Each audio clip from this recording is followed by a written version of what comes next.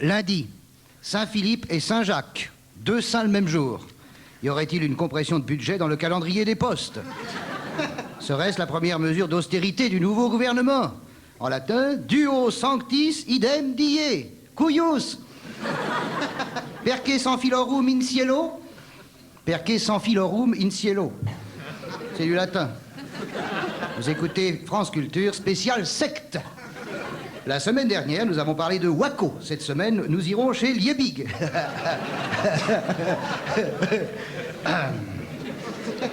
Quant à moi, j'ai le plaisir de vous annoncer la création d'une secte dont je suis le gourou. Dans les Cévennes, on m'appelle le grand couillard.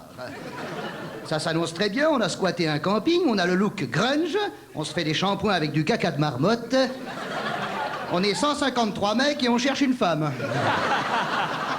J'arrive.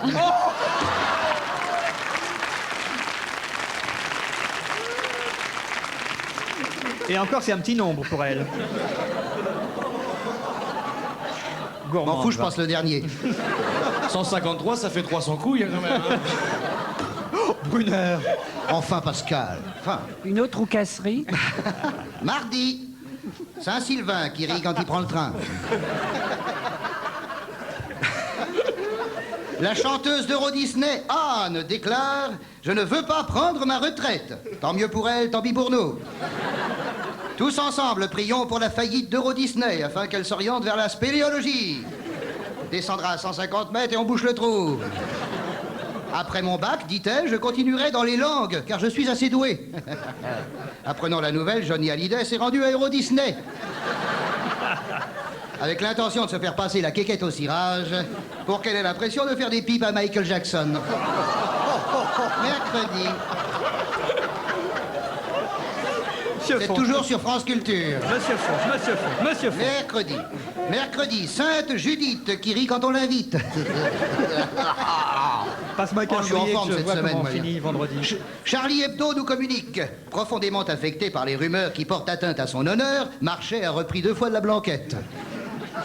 Titre de France Soir, politique, journaliste, le torchon brûle. Aussitôt, les pompiers ont entouré l'immeuble de Paris Match. La température est de 16 degrés à Rennes, où Fontéval joueront après-demain.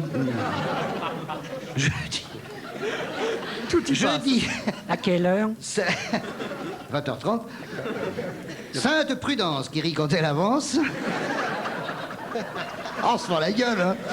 Passe-moi vite le calendrier qu'on sache vendredi.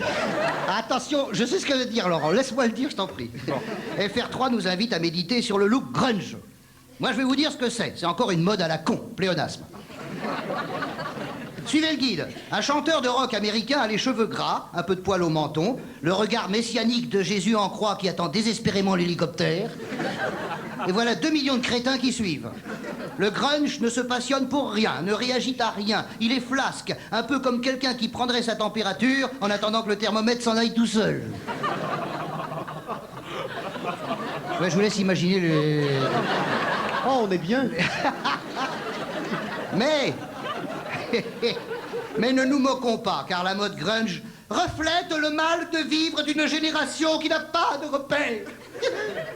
Ça fait 30 ans qu'on nous bassine avec le mal de vivre d'une génération qui n'a pas de repères. La vérité, je vais vous la dire, moi. Il y a 2 sortes de jeunes, ceux qui sont pas cons et ceux qui suivent les modes. C'est tout. Jeunes, ne suivez personne, car quand on suit quelqu'un, on a le nez dans son cul. Bon, mais alors, vendredi, Sainte Gisèle qui rit quand on l'appelle. Moi, je suis... J'ai l'impression d'avoir embauché Cardoz, moi. Avec les élèves de l'école des Villars-sur-Saône, on joue un western en tournée provinciale et nous visitons le Futuroscope de Poitiers. Je vous recommande le plateau repas qu'on sert à midi. Si c'est la bouffe du futur, un conseil. Suicidez-vous tout de suite. Samedi, Sainte-Ursule. Non. Évidemment, on s'en doutait. Je ne vous entends pas. On vient de me péter mes lunettes. Qu'il est bête. Alors, le Figaro communique la meilleure pensée de Jacques Chirac en 92. Je cite, « Les prévisions sont difficiles, surtout lorsqu'elles concernent l'avenir. » C'est vrai, il l'a dit, hein.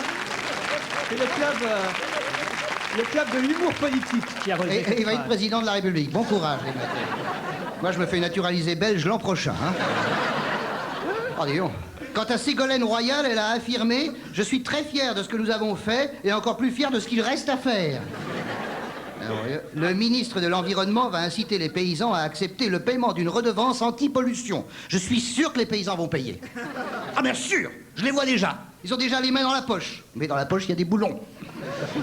Et pour terminer, quant aux centrales nucléaires, on ne leur demande pas de verser une redevance anti-pollution. Ah bah le nucléaire! Vive les dîners aux chandelles et bon dimanche!